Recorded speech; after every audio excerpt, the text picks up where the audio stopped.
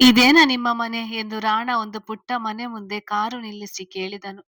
ಹೌದು ಎನ್ನುವಂತೆ ತಲೆ ಆಡಿಸಿದವಳು ಕಾರಿನ ಬಾಗಿಲನ್ನು ತೆಗೆಯಲು ಕಷ್ಟಪಡುವಾಗ ತಾನೇ ಕಾರಿನಿಂದ ಇಳಿದು ಅವಳು ಕೂತಿದ್ದ ಕಡೆ ಬಂದು ಕಾರ್ ಬಾಗಿಲು ತೆಗೆದು ಅವಳಿಗೆ ಇಳಿಯಲು ಜಾಗ ಮಾಡಿಕೊಟ್ಟನು.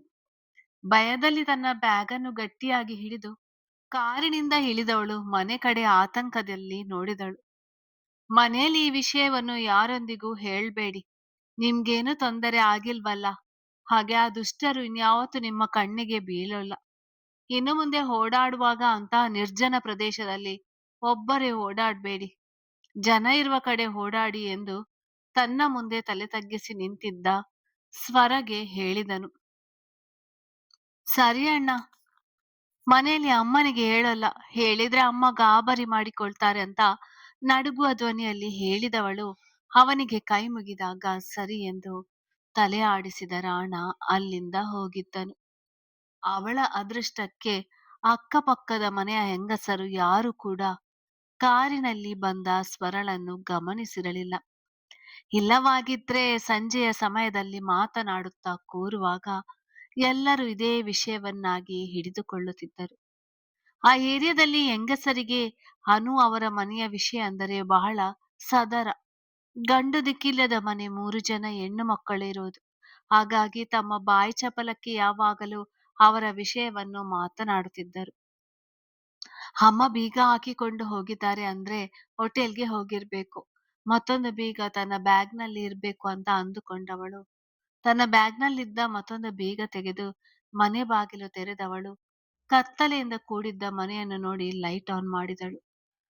ಪುಟ್ಟಿ, ಏನ್ ಮಾಡ್ತಾ ಇದ್ಯಾ ಅಂತ ಮೆಲ್ಲಗೆ ತನ್ನ ತಂಗಿಯನ್ನು ಕರೆಯುತ್ತಾ ಕೋಣೆಯೊಳಗೆ ಹೋದವಳು ಪುಟ್ಟ ಮಂಚದ ಮೇಲೆ ಮುದುರಿ ಮಲಗಿದ್ದ ತಂಗಿಯ ತಲೆಯನ್ನು ಸವರಿ ತನ್ನ ಬ್ಯಾಗ್ ಅನ್ನು ಕೆಳಗೆ ಇಟ್ಟು ಮೂಲೆಯೊಂದರಲ್ಲಿ ಕುಳಿತು ಬಿಟ್ಟಳು. ಇವತ್ತು ಅವರು ಬಂದಿರ್ಲಿಲ್ಲ ಅಂದಿದ್ರೆ ನನ್ನ ಪರಿಸ್ಥಿತಿ ಏನಾಗಿರ್ತಿತ್ತು?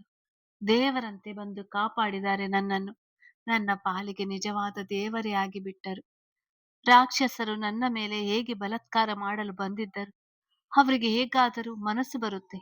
ಅವರ ಮನೆಯಲ್ಲಿ ಹೆಣ್ಣು ಮಕ್ಕಳಿಲ್ವಾ? ಗಂಡು ದಿಕ್ಕಿಲ್ಲದ ಮನೆ ಅಂದ್ರೆ ಇವರಿಗೆಲ್ಲ ಸದಾರಾಗಿ ಬಿಟ್ಟಿದೆ. ನನಗೆ ಈಗ ಈ ರೀತಿಯ ಮೊದಲು ಕಷ್ಟದ ಅನುಭವ ಆಗುತ್ತಿದ್ದರೆ ಅಮ್ಮನಿಗೆ ಎಷ್ಟು ಕಷ್ಟವಾಗಿರ್ಬೇಡ. ಇಷ್ಟು ವರ್ಷಗಳ ಕಾಲ ಅವರು ಇದನ್ನು ಅನುಭವಿಸಿ ಬಂದಿರ್ತಾರೆ. ನನ್ನ ಅಮ್ಮ ನಿಜಕ್ಕೂ ಗ್ರೇಟ್ ಅಂತ ಮೂಲೆಯಲ್ಲಿ ಕುಳಿತು ಅಳುತ್ತಿದ್ದ ಸ್ವರ ತಂಗಿಯ ಒದ್ದಾಟವನ್ನು ಕಂಡು ಫ್ಯಾನ್ ಹಾಕಿದಳು. ಸ್ವರಕ್ಕ, ಯಾವಾಗ ಬಂದೆ ನೀನು? ನೀನು ಬಂದಿದ್ದು ಗೊತ್ತೇ ಆಗ್ಲಿಲ್ಲ ನೋಡು ಎಂದು ಫ್ಯಾನಿಂದ ಬೀಸಿದ ಗಾಳಿಗೆ ಎಚ್ಚರಗೊಂಡ ಶ್ರುತಿ ಕೇಳುವಳು. ಸ್ವಲ್ಪ ಹೊತ್ತಾಯ್ತು ಬಂದು ಪುಟ್ಟಿ, ಊಟ ಮಾಡಿದ್ಯಾ ನೀನು? ಅಮ್ಮ ಎಲ್ಲಿ ಹೋದ್ರು ಎಂದು ಕೇಳುತ್ತಾ ತನ್ನ ಭಯವನ್ನು ತಂಗಿಯ ಮುಂದೆ ತೋರ್ಪಡಿಸದೆ ಮುಗುಳ್ನಗೆ ನಗುತ್ತಾ ಕೇಳಿದಳು. ಆಯ್ತು ಅಕ್ಕ, ಅಮ್ಮ ಹೋಟೆಲ್ಗೆ ಹೋದ್ರು. ಹೋಗುವಾಗ ನಂಗೆ ಊಟ ಮಾಡಿಸಿ ಹೋಗಿದ್ದು. ಸರಿ, ನಿನ್ನ ರಿಸಲ್ಟ್ ಏನಾಯ್ತು ಹೇಳು? ಡಿಸ್ಟಿಂಕ್ಷನ್ ನಲ್ಲಿ ಪಾಸ್ ಆಗಿರುತ್ತೆ ಅಲ್ವಾ ಎಂದು ಕುತೂಹಲದಲ್ಲಿ ಕೇಳಿದಳು. ತಗೋ, 98% ಬಂದಿದೆ. ಮಾರ್ಕ್ಸ್ ಕಾರ್ಡ್ ನೋಡ್ತಾ ಇರು, ನಾನು ಕೈಕಾಲು ಮುಖ ತೊಳೆದು ಬರುತ್ತೇನೆ ಎಂದು ಹೇಳಿದಳು. ಸರಿ, ಇದ್ಯಾವ ಜಾಕೆಟ್ ನೀನು ಹಾಕಿರೋದು? ಈ ರೀತಿಯ ಜಾಕೆಟ್ ನಿನ್ನ ಹತ್ತಿರ ಇಲ್ಲ ಅಲ್ವಾ ಎಂದು ಸ್ವರ ಮೈ ಮೇಲಿದ್ದ ಅಗಸ್ತ್ಯನ ಜಾಕೆಟ್ ನೋಡಿ ಅಚ್ಚರಿಯಲ್ಲಿ ಕೇಳಿದಳು. ತಂಗಿಯ ಪ್ರಶ್ನೆಯಿಂದ ಗಡಗಡನೆ ನಡುಗುವ ಸ್ವರ ಉಗುಳ್ನುಂಗಿ ತಂಗಿಯತ್ತ ನೋಡಿದಳು. ಯಾಕಕ್ಕ ಭಯದಲ್ಲಿ ನೋಡುತ್ತಿದ್ಯಾ? ಏನಾಯ್ತಕ್ಕ? ಯಾರದಿದು? ನೀನ್ ಯಾಕೆ ಇಷ್ಟು ಭಯ ಪಡ್ತಿದ್ಯಾ ಎಂದು ಗೊಂದಲದಲ್ಲಿ ಶ್ರುತಿ ಹೇಳಿದಳು. ಮನೆಯಲ್ಲಿ ಯಾರಿಗೂ ಹೇಳ್ಬೇಡಿ ಎಂದು ರಾಣ ಹೋಗುವಾಗ ಮತ್ತೊಮ್ಮೆ ಎಚ್ಚರಿಸಿ ಹೋಗಿದ್ದ ಕಾರಣ ತಂಗಿಯಿಂದ ಈ ವಿಷಯವನ್ನು ಮುಚ್ಚಿಟ್ಟ ಸ್ವರ ತಕ್ಷಣ ಏನು ಸುಳ್ಳು ಹೇಳ್ಬೇಕೆಂದು ಗೊತ್ತಾಗದೆ ಒದ್ದಾಡುವಳು. ಅದು ಅದು ಕಾಲೇಜ್ನಲ್ಲಿ ಬಿದ್ದು ಬಿಟ್ಟೆ. ಆಗ ನನ್ನ ಫ್ರೆಂಡ್ ಇದನ್ನು ಕೊಟ್ಲು ಎಂದ ಆ ಕ್ಷಣಕ್ಕೆ ತೋಚಿದ ಸುಳ್ಳು ಹೇಳಿದ್ಲು. ಹೌದಾ? ಹೇಟು ಮಾಡಿಕೊಂಡ್ಯಾ ಹೇಗೆ? ಇದನ್ನೇ ಹೇಳೋಕೆ ಯಾಕೆ ಅಷ್ಟೊಂದು ಕಷ್ಟಪಡ್ತಿದ್ದೆ ಎಂದು ಕೇಳಿದಳು. ಇಲ್ಲ, ಏಟು ಆಗಿಲ್ಲ ಎಂದು ಹೇಳಿದವಳು ತಂಗಿ ಮತ್ತೊಂದು ಪ್ರಶ್ನೆ ಕೇಳುವ ಮೊದಲೇ ಅಲ್ಲಿಂದ ಬಚ್ಚಲು ಮನೆಗೆ ಹೋಗಿದ್ದಳು. ಮೈ ಮೇಲಿದ್ದ ಜಾಕೆಟ್ ತೆಗೆದವಳು ಅದನ್ನೇ ದಿಟ್ಟಿಸಿ ನೋಡಿ ಕೊಳೆ ಬಟ್ಟೆಗಳಿದ್ದ ಕಡೆ ಇಡದೆ ಜೋಪಾನವಾಗಿ ಬಾಗಿಲ ಮೇಲೆ ಹಾಕಿ ಎದೆ ಭಾಗದಲ್ಲಿ ಹರಿದು ಹೋಗಿದ್ದ ಬಟ್ಟೆಯನ್ನು ನೋಡಿ ಅಸಹ್ಯದಲ್ಲಿ ಅದನ್ನು ಬಿಚ್ಚಿಟ್ಟಳು. ಈ ಬಟ್ಟೆ ಅಮ್ಮನ ಕಣ್ಣಿಗೆ ಕಾಣ್ಬಾರ್ದು.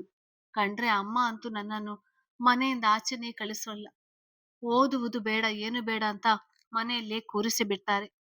ಸದ್ಯಕ್ಕೆ ಏನು ಆಗ್ಲಿಲ್ವಲ್ಲ, ಎಲ್ಲಾ ನನ್ನ ದೇವರಿಂದ ನನ್ನ ಕಾಪಾಡಿಬಿಟ್ರು ಅಂತ ಆ ಜಾಕೆಟ್ ಅಂತ ನೋಡಿ ಹೇಳಿಕೊಂಡವಳು ಒಂದು ಪ್ಲಾಸ್ಟಿಕ್ ಕವರ್‌ಗೆ ತಾನು ಹಾಕಿದ್ದ ಬಟ್ಟೆ ಬಿಚ್ಚಿ ಹಾಕಿದವಳು ತಣ್ಣೀರಿನಲ್ಲಿ ಸ್ನಾನ ಮುಗಿಸಿ ಟವೆಲ್ ಸುತ್ತಿಕೊಂಡು ಜಾಕೆಟ್ ಹಿಡಿದು ತನ್ನ ಕೋಣೆಗೆ ಹೋದವಳು.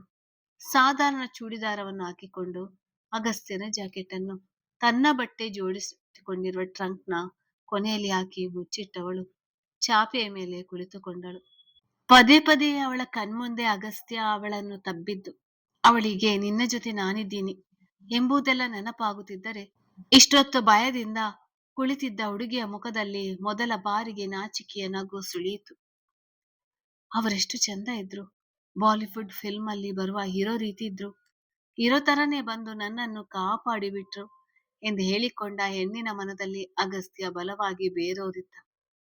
ಹದಿಹರೆಯದ ಹುಡುಗಿ, ಹುಚ್ಚು ಕೋಡಿ ಮನಸ್ಸು, ಮೊದಲ ಬಾರಿಗೆ ಅಪರಿಚಿತ ಹುಡುಗನ ಸ್ಪರ್ಶ ಎಲ್ಲವೂ ಕೂಡ ಅವಳಲ್ಲಿ ಪುಳಕ ಉಂಟು ಮಾಡಿತು. ತಾನಿಂದು ಎಂಥ ಸ್ಥಿತಿಯಲ್ಲಿ ಸಿಲುಕಿದ್ದೆ ಎಂಬುದನ್ನೇ ಮರೆತು ಅಗಸ್ತ್ಯನನ್ನೇ ನೆನಪು ಮಾಡಿಕೊಳ್ಳುತ್ತಿದ್ದ ಕೂತಿದ್ದ ಹೆಣ್ಣಿಗೆ ತಂಗಿಯ ಜೋರಾದ ಕೂಗು ಕೇಳಿಸಿದಾಗ ಬೆಚ್ಚಿದವಳು ಪಕ್ಕದ ಕೋಣೆಗೆ ಓಡಿದಳು. ಏನ್ ಮಾಡ್ತಿದ್ಯಾ ಅಕ್ಕ?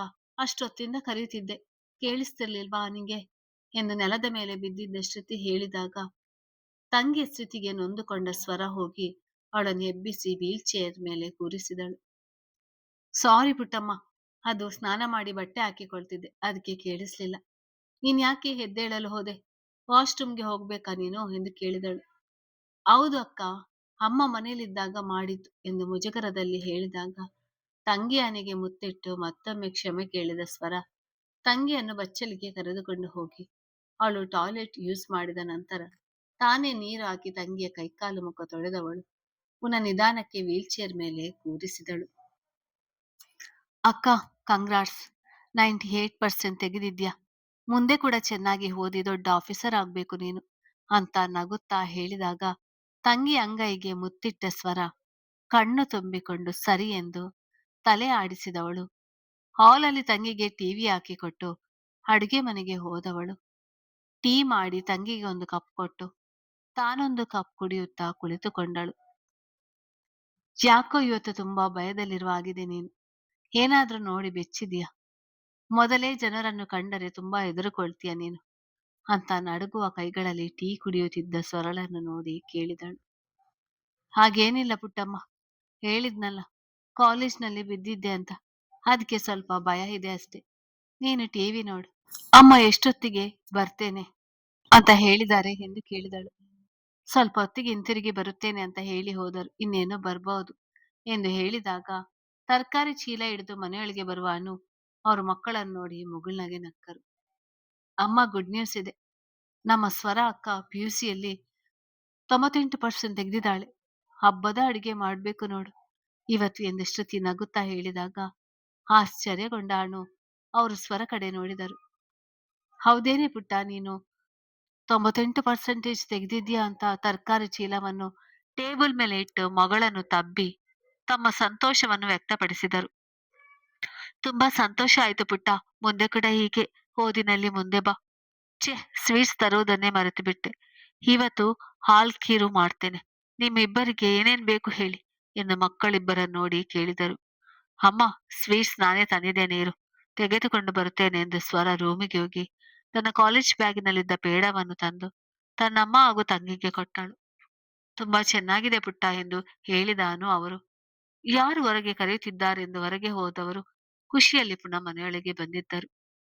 ಪೇಪರ್ ಟಿವಿಯವರು ಬಂದಿದ್ದಾರೆ ಪುಟ್ಟ, ನಿನ್ನನ್ನು ಇಂಟರ್ವ್ಯೂ ಮಾಡ್ತಾರಂತೆ, ಹೋಗು, ಚೆನ್ನಾಗಿರುವ ಚೂಡಿದಾರ್ ಹಾಕಿಕೊಂಡು ಬಾ ಎಂದು ಖುಷಿಯಲ್ಲಿ ಹೇಳುವ ಅನು ಅವರು ಅವರನ್ನು ಮನೆಯೊಳಗೆ ಕರೆದಾಗ ನಿರಾಕರಿಸಿದವರೆಲ್ಲರೂ ಅಲ್ಲಿಯೇ ಇದ್ದರು. ಕಳೆದ ವರ್ಷ ಗಣೇಶ ಹಬ್ಬಕ್ಕೆ ಅಮ್ಮ ತಂದುಕೊಟ್ಟಿದ್ದ ಹಸಿರು ಬಣ್ಣದ ಚೂಡಿದಾರವನ್ನು ಹಾಕಿಕೊಂಡ ಸ್ವರ ಭಯದಲ್ಲಿಯೇ ತಾಯಿಯೊಂದಿಗೆ ಹೊರ ಬಂದಿದ್ದಳು. ಕಂಗ್ರಾಚ್ಯುಲೇಷನ್, ರಾಜ್ಯಕ್ಕೆ ನೀವು PUC ರಿಸಲ್ಟ್ ಅಲ್ಲಿ 3ನೇ ಸ್ಥಾನಕ್ಕೆ ಬಂದಿದ್ದೀರಿ. ನಿಮ್ಗೆ ಏನು ಅನಿಸ್ತಿದೆ ಎಂದು ಕೇಳಿದರು. ತನ್ನ ಅಮ್ಮನ ಮುಖ ನೋಡಿದವಳು ಅವರು ಅವಳ ಹೆಗಲು ತಟ್ಟಿ ಭರವಸೆ ನೀಡಿದಾಗ ಉಗುಳು ನುಂಗಿದವಳು ಅವರತ್ತ ನೋಡಿದಳು. ತುಂಬಾ ಸಂತೋಷ ಅನ್ನಿಸ್ತಿದೆ ಅಂತ ಕನ್ನಡಕವನ್ನು ಸರಿಯಾಗಿ ಕೂರಿಸಿಕೊಳ್ಳುತ್ತಾ ಭಯದಲ್ಲಿ ಹೇಳಿದಳು. ನೀವು ತುಂಬಾ ನರ್ವಸ್ನಲ್ಲಿರುವ ಹಾಗೆ ಇದ್ದೀರಾ ಎಂದು ಸ್ವರ ಕಡೆ ನೋಡಿ ಹೇಳಿದವರು ಅನು ಅವರ ಮುಂದೆ ಮೈಕ್ ಹಿಡಿದು, ಮೇಡಮ್, ನಿಮ್ಗೆಷ್ಟು ಖುಷಿ ಆಗ್ತಿದೆ. ನಿಮ್ಮ ಮಗಳು ಸೈನ್ಸ್ ವಿಭಾಗದಲ್ಲಿ 3ನೇ ಸ್ಥಾನ ತೆಗೆದುಕೊಂಡಿದ್ದಾರೆ. ಅದು ಕೂಡ ಸರ್ಕಾರಿ ಕಾಲೇಜ್ನಲ್ಲಿ ಓದಿ ಇಷ್ಟು ದೊಡ್ಡ ಮಟ್ಟದಲ್ಲಿ ಸಾಧನೆ ಮಾಡಿದ್ದಾರೆ. ನಿಮ್ಗೆ ಎಷ್ಟು ಖುಷಿ ಆಗ್ತಿದೆ ಎಂದು ಕೇಳಿದರು. ತುಂಬಾ ಖುಷಿ ಆಗ್ತಿದೆ ಸರ್. ನಾವು ಸಾಮಾನ್ಯ ಮಿಡಲ್ ಕ್ಲಾಸ್ ಫ್ಯಾಮಿಲಿಯವರು. ನಮಗೆ ಇಂತಹದೇ ನಿರೀಕ್ಷೆ ಎನ್ನುವುದಿಲ್ಲ. ದೇವರು ತೋರಿಸಿದ ದಾರಿಯಲ್ಲಿ ಹೋಗುವುದೊಂದೇ ಗೊತ್ತಿರುವುದು. ಅಂತದ್ರಲ್ಲಿ ನನ್ನ ಮಗಳು ಇಷ್ಟು ದೊಡ್ಡ ಸಾಧನೆ ಮಾಡಿರೋದು ತುಂಬಾ ಖುಷಿ ಕೊಟ್ಟಿದೆ. ಅವಳ ಸಾಧನೆಯಲ್ಲಿ ಅವಳ ಕಾಲೇಜಿನ ಗುರುಗಳ ಪಾತ್ರ ತುಂಬಾ ಮುಖ್ಯವಾದುದು. ಎಲ್ಲರೂ ಕೂಡ ಇವಳಿಗೆ ಒಳ್ಳೆಯ ಪ್ರೋತ್ಸಾಹ ಕೊಟ್ಟಿದ್ದಾರೆ ಎಂದು ಹೇಳುವರು. ಮೇಡಮ್, ನಿಮ್ಮ ಮನೆಯನ್ನು ನೋಡುತ್ತಿದ್ದರೆ ತುಂಬಾ ಕಡು ಬಡತನ ಇರುವ ಹಾಗಿದೆ. ನೀವೇನು ಕೆಲಸ ಮಾಡ್ಕೊಂಡಿದ್ದೀರಾ ಮೇಡಮ್? ಮನೆಯಲ್ಲಿ ಎಷ್ಟು ಜನ ಇದ್ದೀರಾ ಎಂದೆಲ್ಲ ಪ್ರಶ್ನೆ ಕೇಳಿದರು. ಮನೆಯಲ್ಲಿ ನಾನು ಮತ್ತೆ ನನ್ನ 2 ಹೆಣ್ಣು ಮಕ್ಕಳಷ್ಟೇ ಇರುವುದು. ಇವಳ ತಂಗಿ ಇದ್ದಾಳೆ. ಇವರಿಬ್ಬರು ಅವಳಿ ಜವಳಿ ಎಂದು ವೀಲ್ ಚೇರ್ ಅಲ್ಲಿ ಕೂತಿದ್ದ ತಮ್ಮ 2ನೇ ಮಗಳನ್ನು ತೋರಿಸಿ ತಾವು ಹೋಟೆಲ್ನಲ್ಲಿ ಕುಕ್ ಆಗಿ ಕೆಲಸ ಮಾಡುತ್ತಿರುವ ವಿಷಯವನ್ನು ತಿಳಿಸಿದರು. ನಂತರ ಸ್ವರಳನ್ನು ಅವರೆಲ್ಲಾ ಪ್ರಶ್ನೆ ಕೇಳಿದಾಗ ಹೆಚ್ಚು ಜನರೊಂದಿಗೆ ಮಾತನಾಡಿ ಅಭ್ಯಾಸವಿರದ ಸ್ವರ ಅವರು ಕೇಳಿದ ಪ್ರಶ್ನೆಗೆ ಚುಟುಕಾಗಿ ಉತ್ತರಿಸಿ ತನ್ನ ಇಂಟರ್ವ್ಯೂ ಮುಗಿಸಿದಳು. ನಿಮ್ಮ ಸಮಯ ನೀಡಿದಕ್ಕೆ ಧನ್ಯವಾದಗಳು ಮೇಡಮ್. ಮತ್ತೊಮ್ಮೆ ಕಂಗ್ರಾಚ್ಯುಲೇಷನ್ ನಿಮ್ಗೆ ಎಂದು ಎಲ್ಲರೂ ಹೇಳಿ ಟಿವಿ ಪೇಪರ್ ಅವರು ಹೋಗಿದ್ದರು. ಅಕ್ಕಪಕ್ಕದ ಮನೆಯವರೆಲ್ಲ ಗುಂಪು ಕಟ್ಟಿಕೊಂಡು ಇವರ ಮನೆಯತ್ತಲೇ ಬಾಯಿ ಮೇಲೆ ಕೈ ಇಟ್ಟುಕೊಂಡು ನೋಡುತ್ತಿದ್ದರು. ಏನಮ್ಮ ಅನು, ಟಿವಿ ಪೇಪರ್ ಅವರೆಲ್ಲ ಬಂದಿದ್ದಾರೆ, ಏನ್ ವಿಷಯ ಎಂದು ವಯ್ಯಾರದಿಂದ ಒಂದಿಬ್ಬರು ಹೆಂಗಸರು ಹೇಳಿದರು. ಟಿವಿಯಲ್ಲಿ ಈಗ ನ್ಯೂಸ್ ಬರುತ್ತೆ, ಹೋಗಿ ನೋಡಿ ತಿಳಿಯುತ್ತದೆ ಎಂದವರ ಮುಖಕ್ಕೆ ಹೊಡೆದಂತೆ ಉತ್ತರಿಸಿದ ಅನು ಅವರು ತಮ್ಮ ಮಕ್ಕಳನ್ನು ಕರೆದುಕೊಂಡು ಮನೆಯೊಳಗೆ ಹೋಗಿ ಬಾಗಿಲು ಹಾಕಿದರು. ಏನು ವಯ್ಯಾರ ಆಡ್ತಾಳೆ ನೋಡ್ರಿ, ಅದಕ್ಕೆ ಅನ್ಸುತ್ತೆ ಇವಳ ಗಂಡ ಬಿಟ್ಟು ಹೋಗಿರೋದು ಎಂದು ಒಬ್ಬೊಬ್ಬರು ಕೂಡ ಒಂದೊಂದು ರೀತಿ ಮಾತನಾಡುತ್ತಾ ತಮ್ಮ ಮನೆಗೆ ಹೋಗಿ ಟಿವಿ ಹಾಕಿದವರು ನ್ಯೂಸ್ ಚಾನೆಲ್ನಲ್ಲಿ ತೋರಿಸ್ತಿದ್ದ ಸ್ವರಳ ಬಗ್ಗೆ ನೋಡಿ ಎಲ್ಲರೂ ಆಶ್ಚರ್ಯಗೊಂಡರು. ನನಗಂತೂ ತುಂಬಾ ಖುಷಿ ಆಗ್ತಿದೆ. ನಾನು ಅಡುಗೆ ಮಾಡಲು ಹೋಗ್ತೀನಿ. ನೀವಿಬ್ಬರು ಟಿವಿ ನೋಡುವ ಹಾಗೆ ಇದ್ರೆ ನೋಡಿ, ಇಲ್ಲ ಮಲಗುವ ಹಾಗಿದ್ದರೆ ಮಲಗಿ. ಸ್ವರ ನೀನು ಸಿಇಟಿಗೆ ಓದಿಕೊಳ್ಬೇಕಲ್ವಾ ಎಂದು ಕೇಳಿದರು. ಹೌದಮ್ಮ, ನೀಟ್ ಬರೆಯಲ್ಲ. ನಾನಿನ್ನ ಆಸೆಯಂತೆ ಇಂಜಿನಿಯರಿಂಗ್ಗೆ ಸೇರ್ತೇನೆ. ಪುಟ್ಟಿ ಜೊತೆ ಸ್ವಲ್ಪ ಹೊತ್ತು ಮಾತನಾಡಿ ಓದಿಕೊಳ್ಳಲು ಹೋಗ್ತೇನೆ ಎಂದು ಹೇಳಿದಾಗ ಅನು ಅವರು ಸರಿ ಎಂದು ತಲೆ ಆಡಿಸಿದರು. ಅಯ್ಯೋ, ಈ ಹುಡುಗಿಗಂತೂ ಮಾತನಾಡಲು ಧೈರ್ಯವೇ ಇಲ್ಲ. ಅವಳ ಡ್ರೆಸ್ಸಿಂಗ್ ಸೆನ್ಸ್ ನೋಡಿ. ಆ ಹುಡುಗಿಯ ಮನೆ ನೋಡುತ್ತಿದ್ದರೆ ತುಂಬಾ ಬಡವರ ಅನ್ಸುತ್ತೆ. ಆದ್ರೂ ಕೂಡ ಎಂತ ಮಾರ್ಕ್ಸ್ ತೆಗೆದಿದ್ದಾಳೆ, ಅದು ಕೂಡ ಗವರ್ಮೆಂಟ್ ಕಾಲೇಜ್ನಲ್ಲಿ ಇದ್ದುಕೊಂಡು. ಆದರೂ ನಂಬಲು ಆಗೋಲ್ಲ. ಎಂತ ಗವರ್ಮೆಂಟ್ ಕಾಲೇಜ್ ವಿದ್ಯಾರ್ಥಿಗಳು ಕಾಪಿ ಗೀಪಿ ಮಾಡಿ ರ್ಯಾಂಕ್ ತೆಗೆದು ಬಿಡ್ತಾರೆ ಎಂದು ಟಿವಿ ಮುಂದೆ ಕೂತಿದ್ದ ದೇವಕ್ಕಿ ಅವರು ತಮ್ಮ ಗಂಡನಿಗೆ ಹೇಳಿದರೆ ಅವರು ಕೂಡ ಮಡದಿಯ ಮಾತಿಗೆ ಸರಿ ಎಂದು ತಲೆ ಆಡಿಸ್ತಾ ಆ ನ್ಯೂಸ್ ಚಾನೆಲ್ ನೋಡ್ತಿದ್ದರು. ದೇವಕ್ಕಿ, ಟೈಮ್ ಆಗ್ತಿದೆ, ಹೋಗಿ ಎಲ್ಲ ರೆಡಿಯಾಗಿ. ಇವೆಂಟ್ ಮ್ಯಾನೇಜ್ಮೆಂಟ್ ಅವರು ನಮ್ಮ ಗಾರ್ಡನ್ ಅನ್ನು ಡೆಕೋರೇಟ್ ಮಾಡಿ ಆಗಿದೆ. ನೀನು ರೆಡಿ ಆಗದೆ ಈ ರೀತಿ ಟಿವಿ ಮುಂದೆ ಕೂತಿದ್ಯಲ್ಲ ಎಂದು ಮಡದಿಗೆ ಹೇಳಿದರು. ಅಯ್ಯೋ, ರಾಜ್ಯಕ್ಕೆ ಯಾರು ಪ್ರಥಮ ಬಂದಿದ್ದಾರೆ ಎಂದೆಲ್ಲ ನೋಡ್ತಾ ಟೈಮ್ ಹೋಗಿದ್ದೆ ಗೊತ್ತಾಗ್ಲಿಲ್ಲ. ನಮ್ಮ ಬೋಟಿಕ್ಕಿಂದ ಡ್ರೆಸ್ ತರಲು ಹೇಳಿದೆ. ಆ ಕೆಲಸದ ಹುಡುಗ ಇನ್ನು ಬಂದೇ ಇಲ್ಲ ಎಂದು ಫೋನ್ ಮಾಡುತ್ತಾ ತಮ್ಮ ಕೋಣೆಗೆ ಹೋಗುವರು. ಸಂಜೆ ಕಳೆದು ಅಗಸದಲ್ಲಿ ಚಂದ್ರ ಮೂಡುತ್ತಿದ್ದಾಗೆ ಇಲ್ಲಿ ಸಪ್ತಾಳ ಮನೆಯಲ್ಲಿ ಪಾರ್ಟಿ ಕಟ್ಟಿತು. ಸುಂದರವಾದ ಬಾಡಿಕಾನ್ ಧರಿಸಿ ಮೋಹಕವಾಗಿ ಕಾಣಿಸ್ತಿದ್ದ 18ರ ಸಪ್ತಾಳ ಮೇಲೆ ಬಂದಿದ್ದ ಶ್ರೀಮಂತ ಗಂಡು ಮಕ್ಕಳ ಕಣ್ಣಿತ್ತು. ಅದನ್ನೆಲ್ಲ ಗಮನಿಸ್ತಾ ಹೆಮ್ಮೆ ಪಡುವ ದೇವಿಕಾ ಅವರು ತಮ್ಮ ಮಗಳನ್ನು ಮತ್ತಷ್ಟು ಮೋಹಕವಾಗಿ ಕಾಣಿಸುತ್ತಾ ಅವಳ ಕೂದಲನ್ನು ಹಿಂದೆ ಹಾಕುತ್ತಾ ತಾವು ಕೂಡ ಬಂದಿದ್ದ ಗೆಸ್ಟ್ ಜೊತೆ ವಯ್ಯಾರದಿಂದ ಮಾತನಾಡುತ್ತಿದ್ದರು.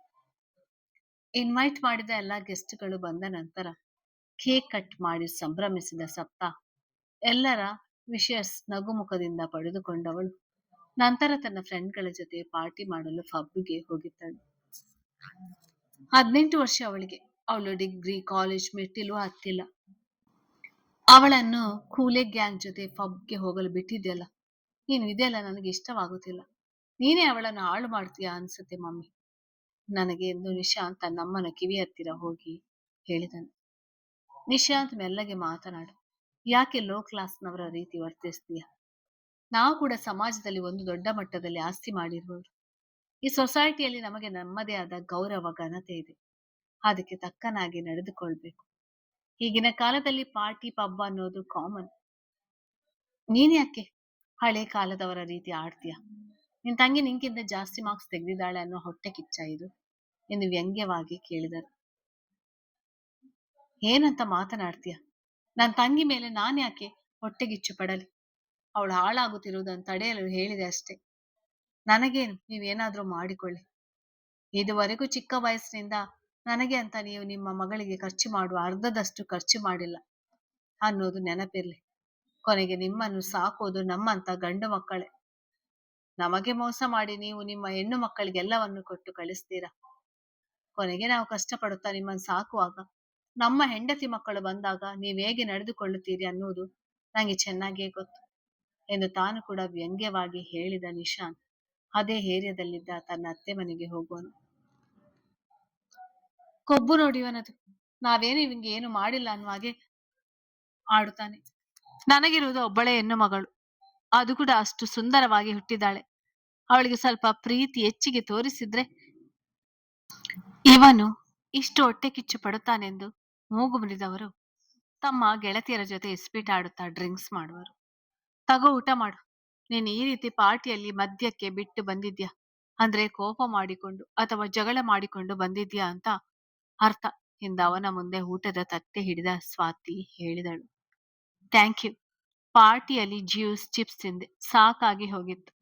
ಮನೆಯಲ್ಲಿ ನಮ್ಮಮ್ಮ ನೆಟ್ಟಗೆ ಊಟ ಕೂಡ ಮಾಡಲ್ಲ. ಇದನ್ನೆಲ್ಲ ನೋಡಿದ್ರೆ ಎಲ್ಲಾದ್ರೂ ದೂರ ಹೋಗಿ ಬಿಡೋಣ ಅನ್ಸುತ್ತೆ ಎಂದು ಹೇಳುತ್ತಾ ಅಚ್ಚುಕಟ್ಟಾಗಿ ತನ್ನ ಸಾಂಬಾರ್ ಪಲ್ಯವನ್ನು ತಿಂದು ಮುಗಿಸಿದ ನಿಶಾಂತ್ ತನ್ನ ಮಾವ ಮನೆಯೊಳಗೆ ಬಂದಾಗ ಎದ್ದು ನಿಂತವನು.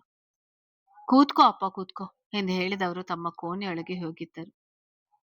ಸ್ವಾತಿ ನಿಶಾಂತ್ನ ಸ್ವಂತ ಸೋದರತ್ತೆ ಮಗಳು. ವಾಸುದೇವ ಅವರ ತಂಗಿ ರಾಧಿಕಾ. ಅವರು ತನ್ನಪ್ಪ ಅಮ್ಮ ನೋಡಿದ ಹೈಸ್ಕೂಲ್ ಹೆಡ್ ಮಾಸ್ಟರ್ ರಾಮಯ್ಯ ಅವರನ್ನು ಮದುವೆಯಾಗಿ ಜೀವನವನ್ನು ನಡೆಸುತ್ತಿದ್ದರು. ಅವರಿಗಿರುವುದು ಒಬ್ಬಳೇ ಮಗಳು. ಸ್ವಾತಿ ನಿಶಾಂತ್ ಚಿಕ್ಕ ವಯಸ್ಸಿನಿಂದ ಒಟ್ಟಿಗೆ ಆಡಿ ಬೆಳೆದು ಈಗ ಪ್ರೇಮಿಗಳಾಗಿದ್ದಾರೆ. ಇವರ ವಿಷಯ ಎರಡು ಮನೆಗೂ ಗೊತ್ತು. ಸಪ್ತಳಿಗೆ ಮದುವೆಯಾದ ನಂತರ ಇವರಿಬ್ಬರ ಮದುವೆ ಮಾಡುವುದಾಗಿ ಮಾತುಕತೆ ಆಡಿದ್ದಾರೆ. ಹೆಚ್ಚಾಗಿ ಮಗಳ ಬಗ್ಗೆ ಚಿಂತಿಸುವ ವಾಸುದೇವ್ ದೇವಕಿಯವರಿಗೆ ಮಗನ ಬಗ್ಗೆಯೂ ಅಷ್ಟೊಂದು ಕಾಳಜಿ ಇರಲಿಲ್ಲ. ಅದರಿಂದ ಅವನು ಚಿಕ್ಕ ವಯಸ್ಸಿನಿಂದಲೇ ಹೆಚ್ಚಾಗಿ ತನ್ನ ಅತ್ತೆಯ ಮನೆಯಲ್ಲಿ ಬೆಳೆದದ್ದು. ಈಗಲೂ ಕೂಡ ಅವನು ಹೊಟ್ಟೆ ತುಂಬ ಊಟ ಮಾಡುವುದು ಇವರದೇ ಮನೆಯಲ್ಲಿ. ಅದೆಂತ ಹೆಂಗಸು ಅವಳು, ನಮ್ಮ ಅಣ್ಣನಿಗೆ ಸರಿಯಾಗಿ ಒಕ್ಕರಿಸಿದಾಳೆ ಎಂದು ಗೊಣಗುತ್ತಾ ಮನೆಯೊಳಗೆ ಬರುವ ರಾಧಿಕಾ ಅವರು ನಿಶಾಂತ್ನನ್ನು ನೋಡಿ ಪೆಚ್ಚಾಗಿ ನಕ್ಕರು. ಅವರು ಕೂಡ ಈಗ ತಾನೇ ತಮ್ಮ ತವರು ಮನೆಯಿಂದ ಬಂದದ್ದು.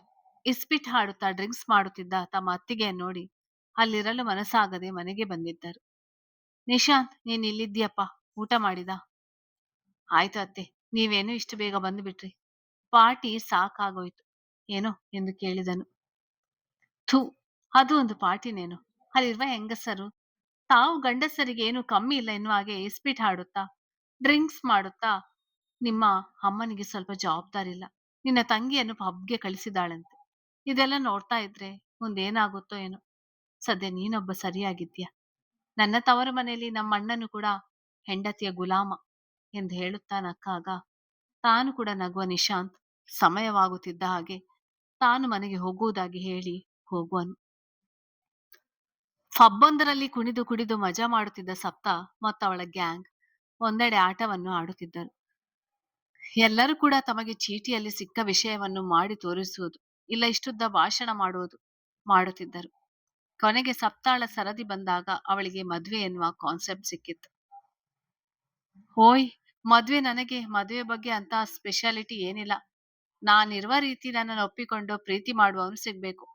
ನಾನು ರಾತ್ರಿಯ ತನಕ ಪಬ್ಬಲ್ಲಿ ಕುಣಿದು ಮಸ್ತಿ ಮಾಡ್ತೀನಿ ಅಂದ್ರೂ ಕೂಡ ನನ್ನನ್ನಷ್ಟೇ ಪ್ರೀತಿಯಿಂದ ಒಪ್ಪಿಕೊಂಡು ಅವನು ಕೂಡ ನನ್ನೊಂದಿಗೆ ಮಜಾ ಮಾಡುತ್ತಾ ಸಮಯ ಕಳಿಬೇಕು.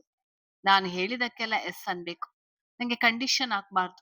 ಅವನ ಲೈಫ್ನಲ್ಲಿ ನಾನೊಬ್ಬಳೇ ಇರಬೇಕು. ಅಂತವನು ಸಿಕ್ಕರೆ ಖಂಡಿತ ಬಿಡುವ ಮಾತೇ ಇಲ್ಲ. ಅವನನ್ನೇ ಮದುವೆ ಆಗ್ತೇನೆ ಎಂದು ಖುಷಿಯಲ್ಲಿ ಹೇಳಿದಾಗ ಅವಳ ಫ್ರೆಂಡ್ಸ್ ಎಲ್ಲರೂ ಜೋರಾಗಿ ಕೂಗಿದ್ದರು. 12 ಗಂಟೆಯ ಮೇಲೆ ಆಗುತ್ತಿದ್ದಾಗೆ ಎಲ್ಲರೂ ತಮ್ಮ ತಮ್ಮ ಮನೆಗೆ ಹೋಗಿದ್ದರು. ಸಪ್ತಾಳನ್ನು ಅವಳ ಮನೆಗೆ ಬಿಡುವ ಅವಳ ಫ್ರೆಂಡ್ಸ್ ಗ್ರೂಪಿನಲ್ಲಿರುವ ಶ್ರೀಮಂತ ಹುಡುಗನಾದ ರೋಹಿತ್ ಕಾರಿಂದ ಕೆಳಗೆ ಇಳಿತಿದ್ದವಳ ಕೈ ಹಿಡಿದು ಎಳೆದುಕೊಂಡ. ಸಪ್ತಾ, ನೀನ್ ಹೇಳಿರುವ ಎಲ್ಲಾ ಕ್ವಾಲಿಟೀಸ್ ನನ್ನಲ್ಲಿದೆ. ನೀನು ಬಯಸಿದಂತ ಶ್ರೀಮಂತ ಜೀವನ ಕೊಡುವವನು. ನಿನ್ನೊಂದಿಗೆ ಪಾರ್ಟಿ ಪಬ್ ಅಂತ ಮಧ್ಯರಾತ್ರಿ ತನಕ ಸುತ್ತುತ್ತೇನೆ. ಯಾವುದೇ ಕಂಡೀಷನ್ ಹಾಕೋದಿಲ್ಲ. ನೀನು ಹೇಳಿದಕ್ಕೆಲ್ಲ ಎಸ್ ಅಂತ ಹೇಳ್ತೇನೆ. ಐ ರಿಯಲಿ ಲವ್ ಯು ಸಪ್ತಾ ಎಂದು ಪ್ರಪೋಸ್ ಮಾಡುವನು. Wow, so cute Rohit. ಆದ್ರೆ ನನಗೆ ಲವ್ ಅನ್ನುವ ಫೀಲಿಂಗ್ಸ್ ಬಂದಿಲ್ಲ ನಿನ್ಮೇಲೆ. ನೀನ್ ಕೇವಲ ನನ್ನ ಫ್ರೆಂಡ್ಸ್ ಮಾತ್ರ. ನಿನ್ನ ಲವ್ ಮಾಡೋಕ್ಕಾಗೋಲ್ಲ ಎಂದು ಅವನ ಅತಿ ಸನಿಹಕ್ಕೆ ಹೋಗಿ ಕುಡಿದ ನಶೆಯಲ್ಲಿ ಮುದ್ದಾಗಿ ನಗುತ್ತಾ ಹೇಳುವಳು. But I love you Saptha, please ಯೋಚನೆ ಮಾಡು. ಲವ್ ಇಲ್ಲ ಅಂದ್ರೂ ಓಕೆ, ಒಂದ್ಸಲ ಆದ್ರೂ ಮಜಾ ಮಾಡೋಣ ಎಂದ ಅವಳ ಕಿವಿಯಲ್ಲಿ ಪಿಸು ನುಡಿಯಲು ಜೋರಾಗಿ ನಗುವ ಸಪ್ತಾ ಅವನನ್ನೇ ನೋಡಿದಳು. ಹ್ಯೂ ನಾಟಿ, ಲವ್ ಅಂತ ಹೆಸರು ಹೇಳಿ ಏನೇನೋ ಕೇಳ್ತೀಯ ನೀನು ಎಂದು ಮೌಖವಾಗಿ ನಕ್ಕ ಅವಳು ಅವನ ಕೊರಳ ಪಟ್ಟಿಯನ್ನು ಅತಿ ಸನಿಹಕ್ಕೆ ಎಳೆದುಕೊಂಡು ಅವನ ಕೊರಳ ಕಚ್ಚಿ ಕಾರಿನಿಂದ ಇಳಿದು ಹೋಗಿದ್ದಳು. ಹಾಟ್ ಲೇಡಿ, ನಿನ್ನಂತೂ ಬಿಡುವ ಮಾತೇ ಇಲ್ಲ ಸಪ್ತ. ಮದ್ವೆ ಅಥವಾ ಲವ್ ನಿನ್ನಿಂದ ಬರ್ಲಿಲ್ಲ ಅಂದ್ರೂ ಪರವಾಗಿಲ್ಲ. ಒಂದು ರಾತ್ರಿ ಆದ್ರೂ ನಿನ್ನೊಂದಿಗೆ ಮಜಾ ಮಾಡ್ಲೇಬೇಕು ಅಂತ ಹೇಳಿಕೊಂಡ ರೋಹಿತ್ ಕಾರ್ ಸ್ಟಾರ್ಟ್ ಮಾಡಿ ಅಲ್ಲಿಂದ ಹೋಗುವನು. ಅಲ್ಲಿಯೇ ನಿಂತ್ಕೋ. ಟೈಮ್ ಎಷ್ಟಾಗಿದೆ ಗೊತ್ತಾ? ಮತ್ತೆ ರಾತ್ರಿಯ ಸಮಯ, ದೆವ್ವಗಳು ಓಡಾಡುವ ಸಮಯದಲ್ಲಿ ನೀವಿಬ್ಬರು ಕುಡಿದುಕೊಂಡು ಬಂದಿದ್ದೀರಲ್ಲ. ಇನ್ನೊಮ್ಮೆ ಇದೇ ರೀತಿ ಆದ್ರೆ ನಿಜವಾಗಿಯೂ ಮನೆಗೆ ಸೇರಿಸಲ್ಲ ಎಂದು ನೀಲಾಂಬರಿ ಅವರು ಗಂಭೀರವಾಗಿ ಸೋಫಾ ಮೇಲೆ ಕುಳಿತು ತಮ್ಮ ಮುಂದೆ ನಿಂತಿದ್ದ ಅಗಸ್ತ್ಯ ಹಾಗೂ ವಾಸುಕಿ ಕಡೆ ಕೋಪದಲ್ಲಿ ನೋಡುತ್ತಾ ಹೇಳಿದರು. ಸಾರಿ ಮಾಮ್, ಇವತ್ತು ಸ್ವಲ್ಪ ಹೆಚ್ಚಿಗೆ ವರ್ಕೌಟ್ ಮಾಡಿಬಿಟ್ಟೆ. ಅದಕ್ಕೆ ಪಬ್ಗೆ ಹೋಗಿದ್ದೆ. ಸರಿ, ಈ 3 ತಿಂಗಳಲ್ಲಿ ಇನ್ಯಾವತ್ತೂ ಪಬ್ಗೆ ಹೋಗಲ್ಲ, ಪ್ರಾಮಿಸ್ ಎಂದು ಹೇಳಿದಾಗ ಐಸ್ ಕ್ರೀಮ್ ಅಂತೆ ಕರಗಿ ಹೋದ ನೀಲಾಂಬರಿ ಅವರು ಅಗಸ್ತ್ಯನ ತಲೆ ಸವರಿದರು. ಸರಿ ಆಂಟಿ, ನಾನು ನನ್ನ ಅಪಾರ್ಟ್ಮೆಂಟ್ಗೆ ಹೋಗ್ತೀನಿ. ಗುಡ್ ನೈಟ್ ಎಂದು ಹೇಳಿ ವಾಸುಕಿ ಮನೆಯಿಂದ ಹೊರ ಹೋಗುವನು. ಅಲ್ಲ ಕಣು, ದಿನ ಈ ರೀತಿ ಪಾರ್ಟಿ ಪಬ್ ಅಂತ ಎಂಜಾಯ್ ಮಾಡ್ತಿದ್ರೆ ಹೇಗೆ ಮುಂದೆ? ನಿನ್ನನ್ನು ನಂಬಿಕೊಂಡು ಬರುವ ಹೆಣ್ಣು ನೀನ್ ಈ ರೀತಿ ಕುಡಿಯುವುದನ್ನು ತಿಳಿದು ಬೇಸರ ಮಾಡಿಕೊಳ್ಳಲ್ವಾ? ಇದೆಲ್ಲ ತಪ್ಪು ಅಂತ ಹೇಳಲ್ಲ ನಾನು, ಆದ್ರೆ ಎಲ್ಲಾ ಕಡೆ ಒಂದು ಲಿಮಿಟ್ ನಲ್ಲಿ ಇರಬೇಕು ಎಂದು ಹೇಳಿದರು. Mom, you don't worry. ನಿನ್ನ ಸೊಸೆ ಆಗಿ ಬರುವವಳು ಪಕ್ಕಾ ಫಿಮೇಲ್ ವರ್ಜನ್ ಆಫ್ ಅಗಸ್ತ್ಯ ಆಗಿರ್ತಾಳೆ. ಹಾಗಿದ್ರೆ ಮಾತ್ರ ನಾನು ಅವಳನ್ನು ಮದುವೆ ಆಗೋದು. ಅಗಸ್ತ್ಯ ಹೇಗೆ ಕುಡಿದು ಕುಡಿದು ಮಸ್ತಿ ಮಾಡ್ತಾನೆ, ಅದೇ ರೀತಿ ನನ್ನ ಹೆಂಡತಿ ಕೂಡ ಇರ್ತಾಳೆ. ಅವಳಿಗೆ ನಾನು ಯಾವುದೇ ಕಂಡೀಷನ್ ಹಾಕುವುದಿಲ್ಲ. ನನ್ನೊಂದಿಗೆ ಮಧ್ಯರಾತ್ರಿ ತನಕ ಧೈರ್ಯದಿಂದ ಎಲ್ಲೆಡೆ ಸುತ್ತಬೇಕು ಅಂತ ಸ್ಟ್ರಾಂಗ್ ಹುಡುಗಿಯನ್ನು ಮದುವೆ ಆಗೋದು ನಾನು, ವೀಕ್ ಹುಡುಗಿಯರನ್ನಲ್ಲ. ಅದರಲ್ಲೂ ಈ ಅಳುವವರನ್ನು ಹತ್ತಿರಕ್ಕೆ ಸೇರಿಸೋಲ್ಲ. ಸೊ ನೀನ್ ಹೀಗ್ಲೇ ಚಿಂತಿಸುವುದನ್ನು ಬಿಟ್ಟು ಬಿಡು ಎಂದು ಹೇಳಿದವನು ಲಿಫ್ಟ್ ಮೂಲಕ ತನ್ನ ರೂಮ್ ಕಡೆಗೆ ಹೋಗುವನು. ಹೋ, ಈಗ ಇರುವ ಇವನನ್ನೇ ತಡೆದುಕೊಳ್ಳಲು ಆಗೋಲ್ಲ, ಇನ್ನ ಫಿಮೇಲ್ ವರ್ಜನ್ ಆಫ್ ಅಗಸ್ತ್ಯನಂತ ಸೊಸೆ ಬರ್ತಾಳ? ಸಾಧ್ಯನೇ ಇಲ್ಲ. ವಿರುದ್ಧ ದಿಕ್ಕಿಗಿರುವ ಗಂಡು ಹೆಣ್ಣೆ ಒಂದಾಗೋದು, ಅದೇ ಪರ್ಫೆಕ್ಟ್ ಜೋಡಿ ಅಂತ ಹೇಳಿಕೊಂಡ ನೀಲಾಂಬರಿ ಅವರು ಕೆಲಸದವರಿಗೆ ಲೈಟ್ ಆಫ್ ಮಾಡಲು ತಿಳಿಸಿ ತಮ್ಮ ಕೋಣೆಗೆ ಹೋಗುವರು. ಕತೆ ಮುಂದುವರಿಯುತ್ತದೆ. ಹಾಗೆ ನನ್ನ ಚಾನೆಲ್ ಅನ್ನು ಯಾರೆಲ್ಲ ಸಬ್ಸ್ಕ್ರೈಬ್ ಮಾಡಲಿಲ್ಲ ಅವರು ದಯವಿಟ್ಟು ಚಾನೆಲ್ ಅನ್ನು ಸಬ್ಸ್ಕ್ರೈಬ್ ಮಾಡಿ. ಹಾಗೆ ಕತೆ ಕಂಡು ಲೈಕ್ ಕೊಡಿ ಮತ್ತು ಶೇರ್ ಮಾಡಿ. ಆಮೇಲೆ ಇನ್ನೊಂದು ವಿಷಯ ಏನಂದ್ರೆ, ನಾನ್ ನಿಮ್ಗೆ ಕತೆ ಹಾಕದೆ ಸತಾಯಿಸ್ತಿಲ್ಲ. ನಾನು ಯಾಕೆ ಕತೆ ಹಾಕ್ಲಿಲ್ಲ ಅಂದ್ರೆ, ಕೆಲವೊಮ್ಮೆ ನಮ್ಮ ಊರಲ್ಲಿ ಹಬ್ಬ ಇರುತ್ತೆ. ಆ ಸಮಯದಲ್ಲಿ ನಾನು ಬ್ಯುಸಿ ಇರ್ತೀನಿ. ಹಾಗೆ ನಂಗೆ ಕತೆ ಹಾಕೋಕೆ ಆಗೋದಿಲ್ಲ. ಓಕೆ, ನೀವು ಬೇಸರ ಮಾಡಿಕೊಳ್ಬೇಡಿ. ನಾನು ಡಿಮಾಂಡ್ ಮಾಡ್ತಾ ಇಲ್ಲ ಕತೆ ಹಾಕಿ ಹಾಕಿ ಅಂತ. ನೀವು ಕೇಳುದು ಬೇಡ, ನಂಗೆ ಗೊತ್ತಿದೆ ಕತೆ ಹಾಕ್ಬೇಕು ಅಂತ ನಾನು ಹಾಕ್ತೀನಿ. ಓಕೆ, ನಿಮ್ಗೆ ಕಾಯಿಸಿದಕ್ಕೆ ವೆರಿ ವೆರಿ ಸಾರಿ.